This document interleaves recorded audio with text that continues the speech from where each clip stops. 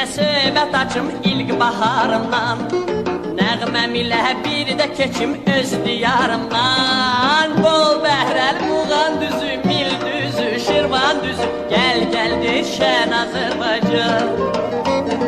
Tər güllər şəfalıdır, göy gölmə səfalıdır, hər yanı gülşən Azərbaycan.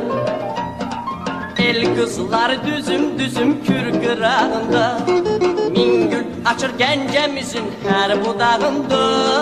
Dost ellər Qarabağın dağ bu qarlıdır, gen çölləri bu torpağın xoş baharlıdır. Bol bəhrəl Muğan düzü, Mil düzü, Şirvan düzü, gəl şən Azərbaycan.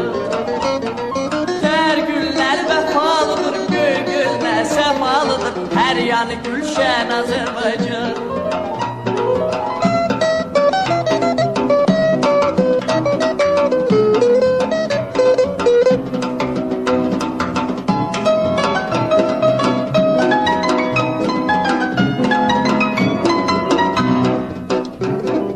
Hər damlası layla çalan göy Xəzərim var, hər ulduzun nəğməm olan min şəhərim var. Keçdim yenə çiçək çiçək hər mahalımdan, öz yurdunun doymaz ürək yüz vüsalından. Bol bəhrəl Muğan düzü, Mil düzü, Şirvan düzü, gəl şən Azərbaycan.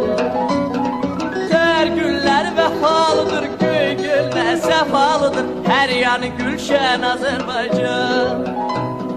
Hər yanı gülşən Azərbaycan.